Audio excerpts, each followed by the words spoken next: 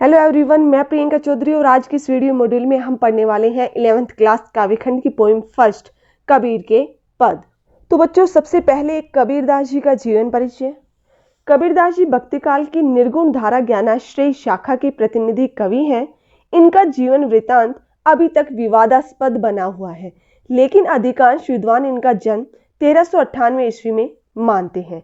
एक जनश्रुति के आधार पर वे काशी की एक विधवा ब्राह्मणी से पैदा हुए थे, जो उन्हें लहरतारा कहाँ पर है? उत्तर प्रदेश में है। जो उन्हें लहरतारा नामक तालाब के पास छोड़ गई। नीरू और नेमक नामक निसंतान जुलाहा संपत्ति ने इनका पालन पोषण किया।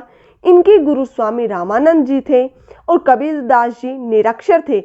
यद्यपि उन्होंने स्वयं स्वीकार किया है कि मसी कागज छुयो नहीं, कलम गही नहीं हाथ, तथापि उनका ज्ञान किसी पंडित से कम नहीं था। चूंकि कबीर अनपढ़ थे, इसलिए उनकी वाणी का संकलन उनके शिष्यों ने ही किया होगा।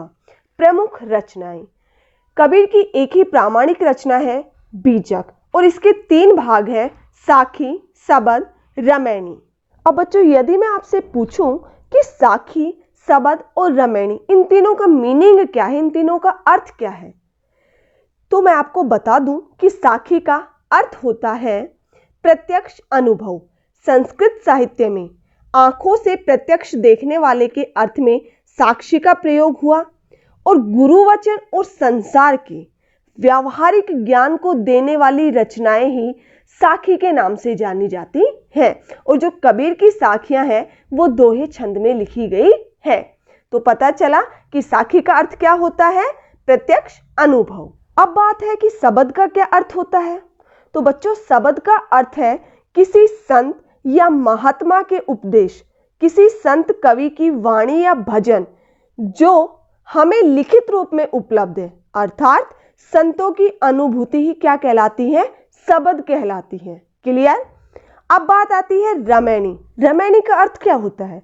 रमैनी का अर्थ होता है बीजक का दोहों और चौपाइयों से युक्त भाग ही क्या कहलाता है? रमैनी कहलाता है। मतलब ये बीजक का एक भाग है जिसमें दोहे और चौपाइयां दोनों प्रकार की रचनाएं मिलेंगी आपको। क्लियर?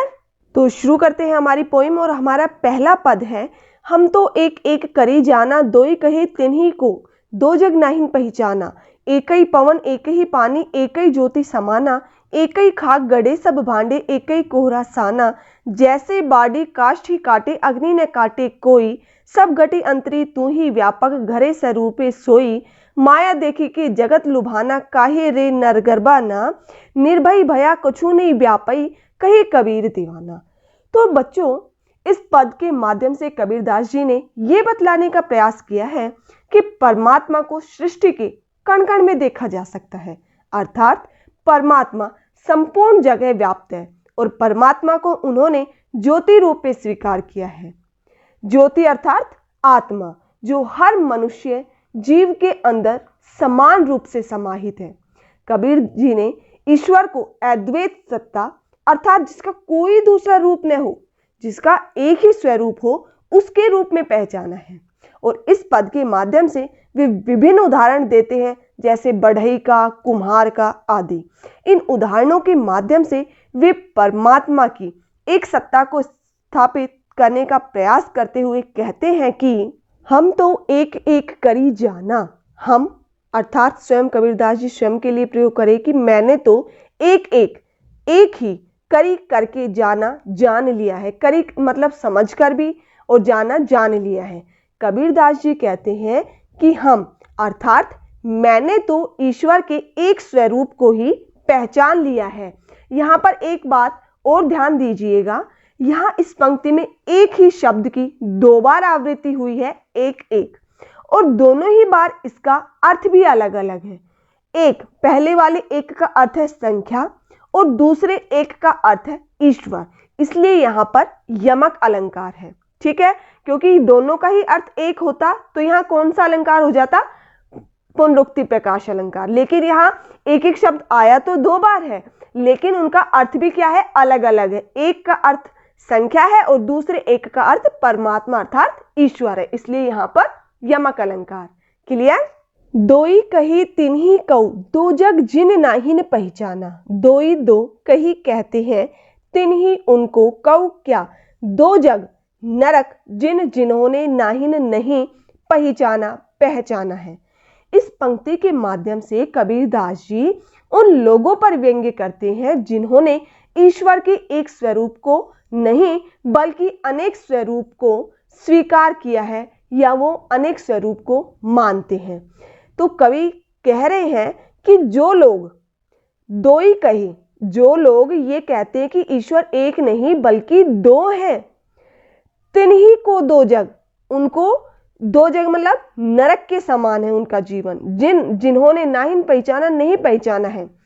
कि जो लोग ये कहते हैं कि ईश्वर एक नहीं बल्कि दो है, अर्थात ईश्वर के अलग अलग रूप हैं, और जिन्होंने परमात्मा के वास्तविक स्वरूप को नहीं पहचाना है, ऐसे लोगों के लिए ये संसार नरक के समान है। एक ही पवन एक ही पानी, एक ही ज्योति समाना। एक ही एक पवन हवा, एक ही पानी, एक ही प्रकार का पानी है, एक ही ज्योति, ज्योति प्रकाश अर्थात आत्मा, समाना समान है। कबीरदास जी कहते हैं कि इस संसार में सभी के लिए एक जैसी ही हवा चलती है, एक जैसा ही जल प्रवाहित होता है और एक जैसी ही ज्योति अर्थात प्राण तत्व आत्मा सभी में समान रूप से विद्यमान है। यहाँ बच्चों हवा और पानी से आशय यह है कि पंच तत्वों जल, अग्नि, धरती, हवा और आकाश, जो ये पंच तत्व होते हैं, उनसे मिलकर ही सभी मनुष्य के शरीर का निर्माण होता है, और शरीर का निर्माण होने के बाद ही प्राण तत्व अर्थात आत्मा सभी में समान रूप से ही विद्यमान हो जाती है।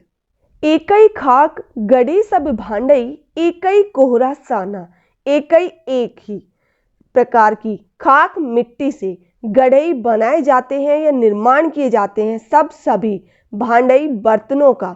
एक कोहरा कुम्हार, साना मिलाप करता है। कवि कह रहे हैं कि जिस प्रकार कुम्हार एक ही प्रकार की मिट्टी से अलग अलग प्रकार के बर्तन बनाता है, चाहे उनके स्वरूप में भिन्नता हो, उसी प्रकार ईश्वर भी मनुष्य के शरीर का निर्माण एक जैसे तत्वों से ही करता है, भले ही उनका भी स्वरूप अलग अलग क्यों ना हो। जैसे बाड़ी काष्ठी काटे, अग्नि न काटे कोई, सब घटी अंतरी तू ही व्यापक, धरे स्वरूपे सोई।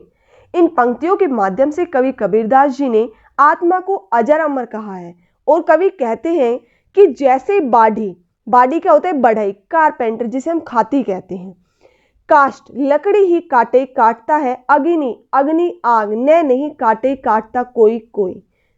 कि जिस प्रकार से बढ़ई मतलब जो कारपेंटर है वो लकड़ी को तो काट सकता है, मगर उसमें जो अग्नि व्याप्त है उस अग्नि को बढ़ई कभी भी नहीं काट सकता। सब घटी हृदय में अंतरी भीतर तू ही व्यापक विराजमान है, धरई धारण किया हुआ है, स्वरूपे स्वरूप, सोई वही। और उसी प्रकार से हर एक मनुष्य के हृदय के अंदर ईश्वर समाया हुआ है। परमात्मा सभी प्राणियों में व्याप्त है। विभिन्न प्राणियों के रूप में परमात्मा ने भी विभिन्न रूप धारण किए हुए हैं। इसलिए कवि कबीरदास जी कह रहे हैं कि मनुष्य का जो शरीर है वह नश्वर है, इसको नष्ट किया जा सकता है, यह मर सकता है, परंतु इसके अंदर जो आत्मा विद्यमान है वह कभी नष्ट नहीं होती, क्योंकि वह तो अजर है, अमर है। माया देखी कि जगत लुभाना, काहे रे नर गरबाना, निर्भय भया कछु नहीं व्यापई, कही कबीर दीवाना। अब कवि कबीरदास जी इन पंक्तियों के माध्यम से मनुष्य को चेतावनी देते हुए कह रहे हैं कि माया देखी कि, माया धन संपत्ति देखी, देख करके जगत संसार लुभाना, लुब्ध हो गया है। काहे रे क्यों रे नर मनुष्य गरबाना, अहंकार कर रहा है कि हे मनुष्य, माया के आकर्षक रूप को देखकर संसार उस पर लुब्ध हो गया है, अर्थात मोहित हो गया है। वास्तविक रूप से जो माया है वह है ही नहीं। उस झूठ व नश्वर माया पर मनुष्य घमंड क्यों करता है? निर्भय भया, निर्भय निडर भया हुआ, कछु कुछ नहीं नहीं व्यापी व्याप्त है, कहीं कह रहे हैं कबीर कबीरदास जी दीवाना दीवाने। परमात्मा के प्रेम में दीवाने कबीरदास जी कहते हैं कि जो लोग माया के बंधन से मुक्त हैं वे इस संसार में निर्भय होकर मतलब बिना डर के जीते हैं। इसलिए हमें कभी भी माया के लोभ में नहीं आना चाहिए, क्योंकि जिसके पास माया नहीं है वह बिल्कुल बिना डर के इस संसार में अपना जीवन व्यतीत कर सकता है। क्लियर? अब कंप्लीट पैराग्राफ के एक साथ देखिए हिंदी ट्रांसलेशन। कवि कबीरदास जी कहते हैं कि मैंने तो ईश्वर के एक स्वरूप को पहचान लिया है। जो लोग ये कहते हैं कि ईश्वर एक नहीं बल्कि दो है, अर्थात ईश्वर के अलग अलग रूप है, ऐसे लोगों के लिए संसार नरक के समान है। आगे कवि कह रहे हैं कि इस संसार में सभी लोगों के लिए एक जैसी हवा चलती है, एक जैसा ही जल प्रवाहित होता है और एक जैसी ही ज्योति अर्थात प्राण तत्व सभी में समान रूप से विद्यमान है। जिस प्रकार कुम्हार एक ही प्रकार की मिट्टी से अलग अलग प्रकार के बर्तन बनाता है, चाहे उनके स्वरूप में भिन्नता ही क्यों न हो, उसी प्रकार ईश्वर भी मनुष्य के शरीर का निर्माण एक जैसे तत्वों से ही करता है, भले ही उनका भी स्वरूप अलग अलग क्यों न हो। आगे कवि कह रहे हैं कि जिस प्रकार बढ़ई लकड़ी को तो काट सकता है, मगर उसमें जो अग्नि व्याप्त है उस अग्नि को बढ़ई कभी भी नहीं काट सकता, उसी प्रकार से हर एक मनुष्य के हृदय के अंदर ईश्वर समाया हुआ है। परमात्मा सभी प्राणियों में व्याप्त है। विभिन्न प्राणियों के रूप में परमात्मा ने भी विभिन्न रूप धारण किए हुए हैं। और अंतिम पंक्तियों में कवि कबीरदास जी कह रहे हैं कि हे मनुष्य, माया के आकर्षक रूप को देखकर संसार उस पर लुब्ध हो गया है, मोहित हो गया है। वास्तविक रूप से जो माया है वह है ही नहीं। उस झूठ एवं नश्वर माया पर मनुष्य घमंड क्यों करता है?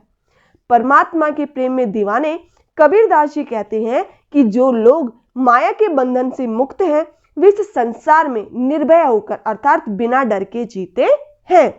अब देखिए सेकंड पद, और इस पद में कवि कबीरदास जी ने बाह्य आडंबरों के लोगों पर करारा व्यंग्य किया है और उनका विरोध करते हुए यह स्पष्ट करने का प्रयास किया है कि जो ईश्वर की प्राप्ति है वह बाह्य आडंबरों अर्थात दिखावे के द्वारा प्राप्त नहीं की जा सकती, बल्कि ईश्वर की प्राप्ति तो केवल अंतर्मन की शुद्धता के द्वारा ही प्राप्त की जा सकती है। इसी प्रसंग को यहाँ पर समझाते हुए कवि कबीरदास जी कह रहे हैं कि संतो देखत जग बौराना, साँच कहो तो मारन धावे झूठे जग पतियाना। संतो हे सज्जनों, देखत देखो जग संसार बौराना पागल हो गया है। कि हे संतो हे सज्जनों देखो यह संसार पागल हो गया है। और पागल क्यों कैसे हो गया है? साँच कहो तो मारन धावे झूठे जग पतियाना। साँच सच्ची, कहो तो मारन मारने धावे दौड़ते हैं, झूठे झूठे जग संसार पतियाना विश्वास करता है।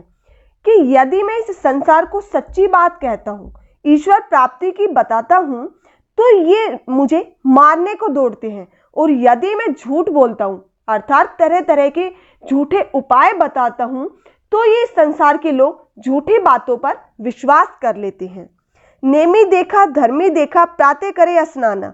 नेमी नियमों का पालन करने वाला देखा देखा है, धर्मी धर्म का ढोंग करने वाला देखा देखा है। प्रातःकाल सुबह सवेरे उठकर करे करता है स्नाना स्नान। कवि कहते हैं कि मैंने नियमों और धर्म का पालन करने वाले बहुत से लोगों को देखा है। और ऐसे लोग मतलब जो ढोंगी धर्म का ढोंग करते हैं, ऐसे लोग प्रातःकाल उठकर स्नान करने की क्रिया को भी धर्म मानकर उसका पालन करते हैं, मतलब उसका भी दिखावा करते हैं। आत्म मारी पखाने ही पूजे, उनमें कछु नहीं ज्ञाना। आत्मा को मारी मारकर पखाने ही पत्थरों को पूजे ही पूजते हैं, उनमें कछु कुछ भी नहीं ज्ञाना ज्ञान है। और कवि कह रहे हैं कि ऐसे लोग मतलब जो धर्म का ढोंग करते हैं, नियमों का पालन करने का दिखावा करते हैं, ऐसे लोग अपनी आत्मा को मार करके अर्थात अपने आत्म तत्व को नहीं पहचान करके क्या करते हैं, पत्थरों की पूजा करते हैं और उनमें किसी भी प्रकार का कोई भी ज्ञान नहीं है। आत्म मारी पखानी पूजे, इससे क्या अभिप्राय है? इससे कवि ये कहने के चाहते हैं कि जो लोग मतलब दिखावा करते हैं वह अपने हृदय में ईश्वर को ढूंढने की अपेक्षा पत्थरों में ईश्वर को ढूंढते हैं। अब जो पत्थरों की पूजा करते हैं उसका मतलब क्या है, वो एक तरह से दिखावा ही करते, बल्कि उन्हें तो अपने आत्मा को पहचानना चाहिए, ये स्वीकार करना चाहिए कि ईश्वर तो हमारी आत्मा में, हमारे अंदर ही विराजमान है। बहुत तक देखा पीर ओलिया पढ़े किताब कुराना, बहुत सारे देखे हैं पीर ओलिया धर्मगुरु संत आदि को पढ़ते हैं किताब धर्म ग्रंथ कुराना, ये इस्लाम का है, ठीक है ना। जो मुसलमान लोग हैं उनके जो धार्मिक ग्रंथ है उसको क्या बोलते हैं, किताब बोलते हैं। तो कवि कह रहे हैं कि मैंने ऐसे बहुत से धर्मगुरु संत देखे हैं जो इस्लाम का धार्मिक ग्रंथ पढ़ते हैं और उस ग्रंथ को पढ़कर ही वे अपने आप को गुरु मान लेते हैं। कई मुरीद तदबीर बतावे उनमें उही जो ज्ञाना, कई क्या मुरीद शिष्यों को तदबीर उपाय बताएंगे उनमें उही जो वही जो ज्ञान है। और आगे कवि कह रहे हैं ऐसे लोगों पर व्यंग्य करते हुए कि जो लोग धार्मिक ग्रंथ को पढ़कर अपने आप को गुरु मान लेते हैं, ऐसे लोग, ऐसे गुरु अपने शिष्यों को भला क्या उपाय बताएंगे, वही उपाय बताएंगे, वही ज्ञान देंगे जो ज्ञान उन्हें प्राप्त है। कहने का क्या तात्पर्य है कि जिन गुरुओं को पूजा पाठ का स्वयं को ज्ञान नहीं है, भला वो अपने शिष्यों को क्या ज्ञान देंगे। क्लियर। आसन मारी ढिमधरी बैठे मन में बहुत गुमाना, आसन मार करके मतलब समाधि या ध्यान लगा करके, डिम्ब धर के मतलब आडंबर करके, दिखावा करके बैठे हुए हैं, मन में बहुत अत्यधिक गुमाना अहंकार है।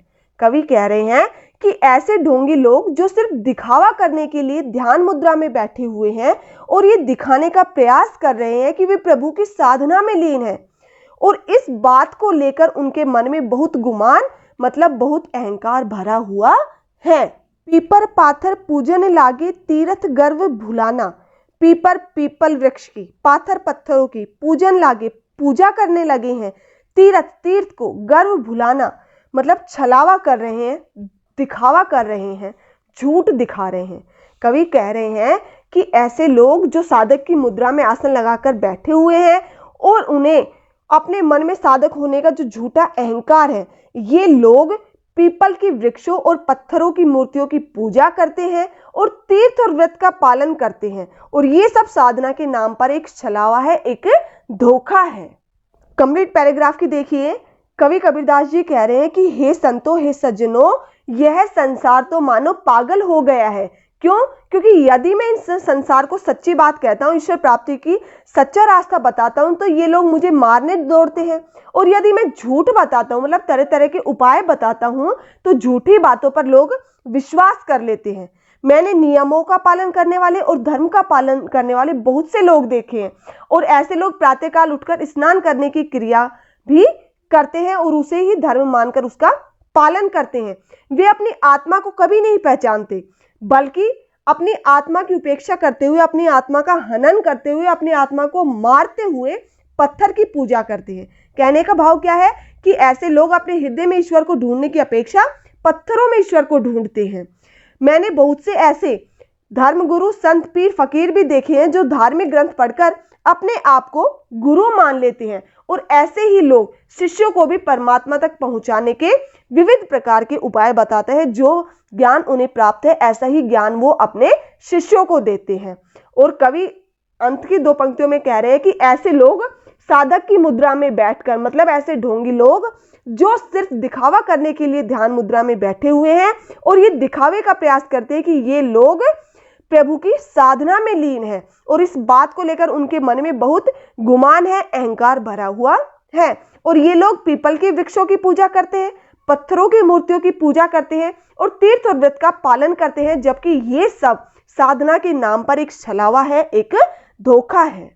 टोपी पहिरे, माला पहिरे, छाप तिलक अनुमाना। टोपी पहिरे पहनते हैं, माला पहिरे पहनते हैं, छाप तिलक मस्तक पर विभिन्न प्रकार के तिलक लगाते हैं, अनुमाना उसी से हमें अनुमान लगा लेना चाहिए। कवि कबीरदास जी कह रहे हैं कि जो लोग साधना के नाम पर छलावा करते हैं, वो अपने गले में माला पहनते हैं, अपने सर पर टोपी को धारण करते हैं और अपने माथे पर विभिन्न प्रकार के तिलक लगाते हैं। हमें उनके गले में पहनी हुई माला से, धारण की हुई सर पर टोपी से और माथे पर लगाए हुए तिलक से ही अनुमान लगा लेना चाहिए कि ये लोग साधना के नाम पर दिखावा कर रहे हैं। साखी शब्द ही गावत भूले आत्म खबरी न जाना। साखी प्रत्यक्ष अनुभव, शब्द ही क्या होते हैं? वह मंत्र जो गुरु शिष्य को दीक्षा के अवसर पर देता है। गावत गाते हुए भूल जाते हैं आत्मा की खबरी खबर न नहीं जाना जानते हैं कि ऐसे लोग वे लोग जो लोगों को ज्ञान देने के लिए साखी और शब्द गाते फिरते हैं, लेकिन वे अपनी आत्मा की ही खबर नहीं रखते हैं, अर्थात उन्हें स्वयं परमात्मा का ज्ञान ही नहीं रहता है। हिंदू कही मोही राम प्यारा, तुर्क कही रही माना। हिंदू कही कहता है मोही मुझे राम, राम प्यारा, प्यार है, प्रिय है। तुर्क मुसलमान कही कहते हैं रहीमाना, रहीम, या हम कहें कि रहम करने वाला, दयालु। कवि कह रहे हैं कि हिंदू कहता है कि मुझे राम अधिक प्रिय है और मुसलमान कहता है कि मुझे रहमान अधिक प्रिय है। अर्थात हिंदू राम को श्रेष्ठ बताता है और मुसलमान रहमान को अधिक श्रेष्ठ बताता है। आपस में दो लरी मुए मर्म ने काहू जाना। आपस में दोनों को, हिंदू और मुसलमान, लड़ के मुए मर रहे, मर्म रहस्य ने नहीं काहू किसी ने जाना। कवि कह रहे हैं कि ये दोनों, कौन दोनों? हिंदू और मुसलमान राम और रहीम के नाम पर लड़ते मर रहे हैं।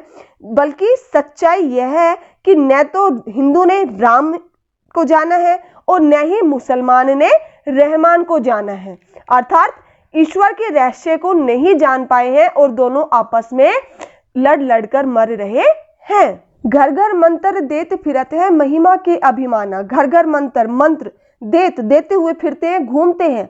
महिमा बड़ाई की अभिमानी व्यक्ति। कवि कह रहे हैं कि ऐसे ही पाखंडी लोग घर जाकर गुरु मंत्र बांटते फिरते हैं और ये सब अपनी महिमा के अहंकार में ही उलझे हुए हैं। गुरु के सहित सिक्खे सब बूढ़े अंतकाल पछताना। गुरु के सहित साथ में शिष्य सब बूढ़े डूब जाते हैं। अंतकाल मतलब जीवन का जो अंतिम काल होता है, उस अंतकाल में पछताना पड़ता है। कवि कह रहे हैं कि जो लोग दिखावा करते हैं, जो लोग पाखंडी हैं, जिन्होंने स्वयं ईश्वर को नहीं पहचाना है, ऐसे गुरु अपने शिष्यों के साथ इस भवसागर में, संसार रूपी सागर में डूब जाते हैं और अंतकाल में पश्चाताप के अतिरिक्त अलावा उनके पास और कुछ भी शेष नहीं रहता। कहीं कबीर सुनो हो संतो ई सब भरम भुलाना। कहीं कह रहे हैं कबीरदास जी, सुनो हो संतो, अरे सज्जनों, ये सब भ्रम को भुला गए हैं। कवि कबीरदास जी कह रहे हैं कि हे सज्जनों सुनो, ये सारे लोग भ्रम में जी रहे हैं और ये मान बैठे कि ये ज्ञानी है, इन्हें परमात्मा तक पहुंचने का सच्चा ज्ञान प्राप्त हो गया है, लेकिन वास्तव में ये ढोंगी है, पाखंडी है और इसलिए इन्होंने परमात्मा के वास्तविक मर्म को, वास्तविक रहस्य को ही भुला दिया है। केतिक कहूँ कहा नहीं माने, सहजी सहज समाना। केतिक कितना कहूँ कहा है, कहा कहना नहीं माने, मानते हैं सहज भाव से, सरल भाव से, सहज समाना, समान है। कवि कबीरदास जी कह रहे हैं कि मैंने लोगों को कितना कहा, कितना समझाया, लेकिन ये मेरा कहना नहीं मानते। अर्थात मैंने इन्हें बताया कि प्रभु को प्राप्त करने के लिए ढोंग, इन आडंबरों की, अर्थात दिखावों की, शरीर को इतना कष्ट देने की आवश्यकता नहीं है, लेकिन ये लोग ये सब बातें मेरी कही हुई नहीं मानते हैं, क्योंकि प्रभु तो सहज सरल साधना से ही प्राप्त हो जाते हैं। कंप्लीट पैराग्राफ की एक साथ देखिए। कवि कबीरदास जी कह रहे हैं कि जो लोग अपने सिर पर टोपी पहनते हैं, गले में माला पहनते हैं और अपने मस्तक पर विभिन्न प्रकार के तिलक लगाते हैं, ऐसे लोगों को, मतलब इन सब चीजों को देखकर हमें अनुमान लगा लेना चाहिए कि ये लोग साधना के नाम पर दिखावा कर रहे हैं और ऐसे लोगों को ज्ञान देने के लिए साखी और शब्द गाते फिरते हैं, जबकि उन्हें स्वयं ही परमात्मा का ज्ञान नहीं है, उन्हें स्वयं ही अपनी आत्मा की खबर नहीं है। कवि कह रहे हैं कि हिंदू तो कहता है कि मुझे राम अत्यधिक प्रिय है और मुसलमान कहता है कि मुझे रहमान अत्यधिक प्रिय है। अर्थात हिंदू राम को श्रेष्ठ बताता है और मुसलमान रहमान को श्रेष्ठ बताता है। ये दोनों राम और रहमान को लेकर इन दोनों आपस में लड़कर मर रहे हैं, जबकि सच्चाई तो यह है कि ना तो हिंदू राम को समझ पाया है और न ही मुसलमान रहमान को। आगे कवि कह रहे हैं कि ऐसे ही पाखंडी लोग घर घर जाकर गुरु मंत्र बांटते फिरते हैं। ये सब अपनी महिमा के अहंकार में ही उलझे रहते हैं। और ऐसे लोग जो अपने पाखंडी होते हैं, दिखावा करते हैं, ऐसे लोग, ऐसे गुरु अपने शिष्यों समेत इस भवसागर में, इस संसार रूपी सागर में डूब जाते हैं और अंत काल में पश्चाताप के अतिरिक्त उनके पास और कुछ भी शेष नहीं रहता। और अंत की पंक्तियों में कबीरदास जी कह रहे हैं कि हे सज्जनों सुनो, ये सारे लोग भ्रम में जी रहे हैं और ये मान बैठे हैं कि ये ज्ञानी है, इन्हें परमात्मा तक पहुंचने का सच्चा ज्ञान प्राप्त हो गया है, लेकिन वास्तव में ये ढोंगी है, पाखंडी है, और इसलिए इन्होंने परमात्मा के वास्तविक मर्म को भुला दिया है। और अंत की पंक्ति में कवि कबीरदास जी कह रहे हैं कि मैंने लोगों को कितना कहा, कितना समझाया, लेकिन ये मेरा कहना नहीं मानते हैं। मैंने इन्हें बताया कि प्रभु को प्राप्त करने के लिए ये ढोंग, इन आडंबरों की, शरीर को इतना कष्ट देने की आवश्यकता ही नहीं है, क्योंकि प्रभु तो सहज सरल साधना से ही प्राप्त हो जाते हैं। Thank you.